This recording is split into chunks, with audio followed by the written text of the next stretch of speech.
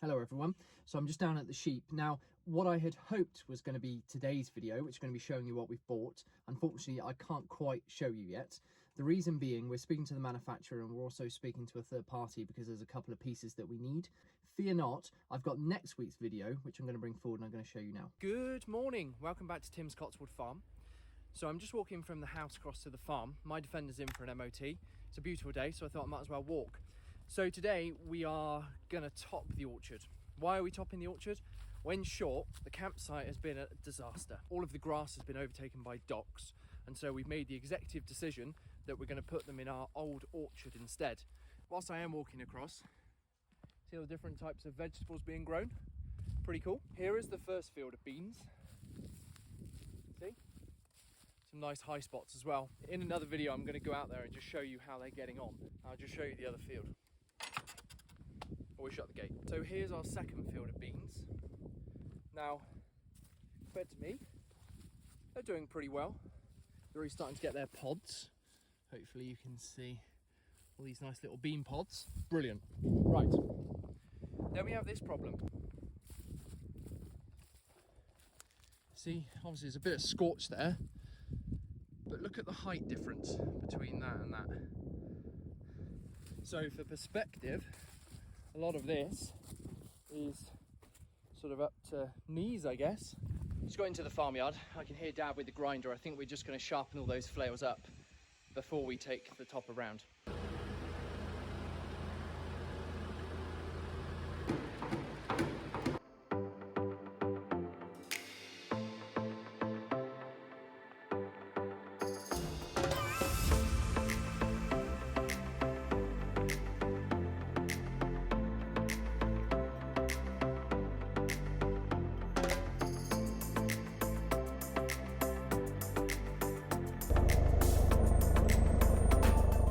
So this topper was second hand to us and we bought it because of all the environmental schemes which are coming in. A large number of them basically say that you're going to have to top things off. But this topper actually came from Longleat. So it used to be used to top the monkey enclosure and the lion enclosure, which is pretty cool.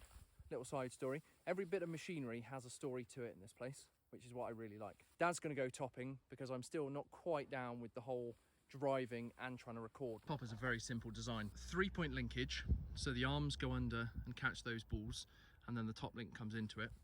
There's 2 hydraulic pipes here because you can see this can skew left and right, so the topper can either be central or it can be off to the side. A PTO going straight into a gearbox, round, down, which then drives all of the flails underneath. 280 means 2.8 meters. This is a 3-point linkage. Obviously the PTO in the middle, that's a 540 shaft. There's 540 or 1000. The 2 arms, and then the top link. And the hydraulics go into those black plastic bits that you can see. So what we'll do, we'll get central, then you can pull those pins out, put the arms in float, and then we'll just kick them underneath. There you go. So these are in. Then all that happens, this thing clips forward and this piece comes over the top of the ball, and then that top link comes over.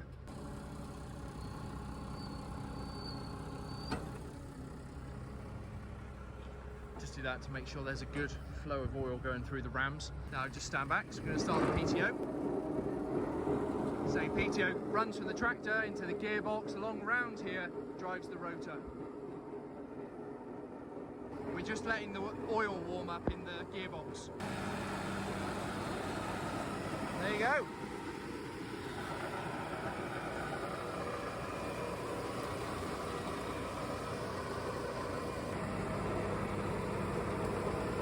So we're going to do this twice if we can.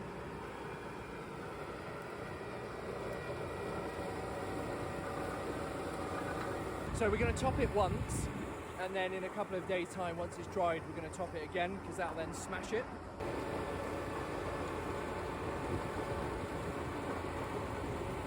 See already it's going to dust. You can see how this is laid. So what will happen if the topper was to go over it this way, all it's going to do is just hit it.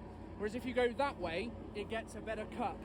So our apple trees, pears, plum tree, apples.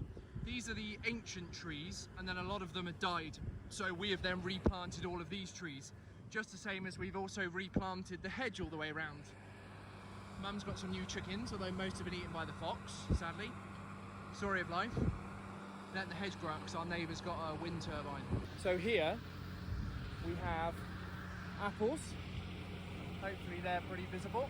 This is our pink tonka tree, which we planted. This always has an abundance of apples. We were going to cut rides through the orchard, and by rides I mean patches of grass which we left untouched. But then we heard on the radio, or Dad heard on the radio, that ticks are quite high this year.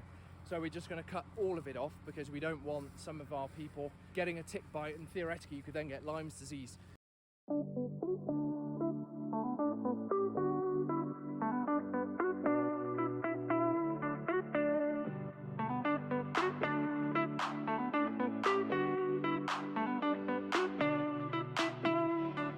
So when we have water buckets, it's annoying because we have to change them every day or two. We put a stick in them so that any bees and pollinators which find themselves in the water can climb up and get out. And there we are. The orchard's been topped and it's all ready for the people to join. Everyone, thank you so much for watching. If you haven't already, if you've enjoyed this video and you're enjoying the videos that I'm producing, please give it a thumbs up. Any comments, leave them below, and a subscribe would certainly mean the world to me. I'm going to go back, I'm going to walk and get my truck, and then there's also an alternative to the stubble rake which I got a call about. We decided maybe it's not a great idea to actually make one ourselves. Maybe we'll go in a different direction. So, thanks for watching, and I'll see you next week. Bye.